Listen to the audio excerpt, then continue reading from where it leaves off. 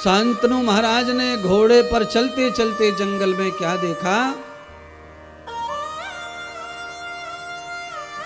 तो एक अति सुंदर महिला खड़ी है जंगल में, अति सुंदर। उस सुंदर महिला को देखकर राजा शांतनु के मन में यह विचार उठ रहा है कि ये अप्सरा है कि देवांगना है, गंधर्वा है कि किन्नरा है, कि यहूती है कि बसु है कि कृतिका है कि श्रुति है। अब वो जान नहीं पा रहे कि ये कौन हो सकती है, इतनी सुंदर महिला जगत में है। तो उन्होंने और कुछ देखा नहीं था सिवाय मनुष्य के। वो जानते भी नहीं थे कि रानियां, देवताओं की पत्नियां ऐसी होती होंगी, खाली सुना था कथाओं में। बस वही सोच रहे थे कि कौन समाज है, ये कौन हो सकती है इतनी सुंदर। पर राजा का मन नहीं माना तो राजा ने पूछ लिया, हे देवी, मैं ये जानना चाहता हूं कि आप कौन हैं? देवी हैं, देव कन्या हैं, गंधर्व कन्या हैं, किन्नर कन्या हैं, यक्ष कन्या हैं, कि आप कौन हैं? देवी कुछ नहीं बोली। तो कहा, आप क्यों पूछ रहे हैं, आपको क्या चाहिए? तो महाराज शांतनु ने कहा कि मुझे आपकी सुंदरता इतनी प्रिय लग गई है कि मैं आपके चरणों में प्रार्थना कर रहा हूं कि आप मेरी पत्नी बन जाइए। मैं आपको पत्नी स्वीकार कर रहा हूं, कृपा करके आप मेरी पत्नी बन जाएंगी तो मेरा जीवन उद्धार हो जाएगा, मेरा जीवन धन्य हो जाएगा। प्यारे बंधुओं, कभी कभी ऐसा हो जाता है, कोई स्त्री भी ऐसी मिल जाती है पुरुष को, उसको पाने के बाद में पुरुष का जीवन ही बदल जाता है। कभी कभी स्त्री के जीवन में कोई ऐसा पुरुष आ जाता है कि स्त्री का ही जीवन धन्य हो जाता है। और कभी कभी स्त्री भी ये प्रार्थना कर लेती है कोई कोई महापुरुष से, आप मुझे इस रूप में मिले तो हम तो धन्य हो जाएंगे। ऐसे ही राजा शांतनु ने माता सुंदरी से ये बात कही। सुंदरी कौन है बताया नहीं, सुंदरी ने कौन है। राजा की बात को कहा कि आप भी कोई कम नहीं, आप भी महान लग रहे हैं, आप वीर योद्धा लग रहे हैं, आप बड़े तेजस्वी बलवान लग रहे हैं, आपके कंधे और हाथों की ढाल से लगता है कि आप महान क्षत्रिय हैं। इसलिए राजन, आपकी इच्छा मैं पूरी कर दूंगी, पर मेरी कुछ शर्तें हैं। क्या शर्तें? तो कहा, मेरी शर्त यह है कि मैं आपकी पत्नी बनने को तैयार हूं, पर पत्नी बनने के बाद मेरे ऊपर आपका अधिकार नहीं रहेगा, ये स्वीकार करो। मैं न कहूंगी हाँ तो हाँ, ना कहूं तो ना। मेरे निजी जीवन में, निजी फैसलों में आप कभी अड़ंगा नहीं डालोगे तो मैं आपको पतिवरण करती हूं, अन्यथा मैं नहीं आपको स्वीकार करती हूं। और आपने जिस दिन भी मेरा ये नियम तोड़ा, उसी दिन मैं आपको छोड़ दूंगी।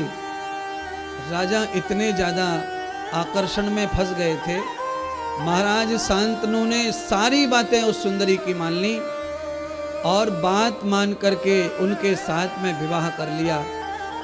सुंदरी राजा शांतनु को प्राप्त हो गई। समय आया और समय आने पर सुंदरी के गर्भ ठहर गया। गर्भ ठहरा तो सुंदरी ने पहला गर्भ पैदा किया, और पैदा करने के बाद में मां ने क्या किया कि उसे उठाकर टोकनी में रख के बहा दिया, फेंक दिया। पहला बसु पैदा हुआ, 8 बसुएं, 8 बसु में से 7 बसुओं को मार डाला, 7 बसुओं को मार दिया। शांतनु बड़े दुखी हुए। राजा शांतनु ने निश्चय किया कि अपने वंश को बचाने के लिए कोई प्रयोजन करना चाहिए, अन्यथा ये महिला मेरे सुख के लिए पत्नी तो बन गई, पर इससे मेरे वंश की वृद्धि तो हो नहीं रही है, और जब तक ये महिला है तब तक मैं दूसरा विवाह कर नहीं सकता, तो मेरे वंश का नियोजन कैसे होगा। मैं तो संकल्प में बना हूँ, व्रत में बना हूँ, इसकी शर्त में बना हूँ, वचन तोड़ दिया तो ये छोड़ के चली जाएगी, क्या करें।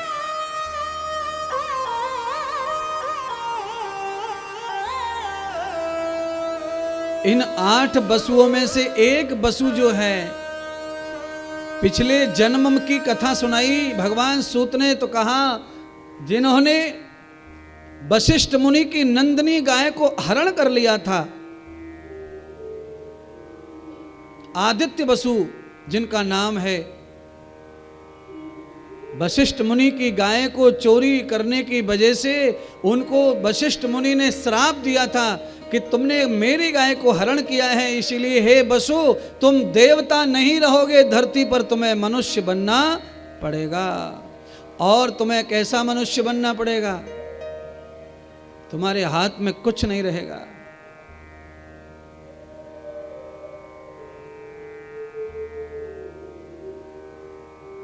वशिष्ठ के श्राप से आदित्य वसु को 8वें गर्भ के रूप में माता के गर्भ से अवतार हुआ, जन्म हुआ।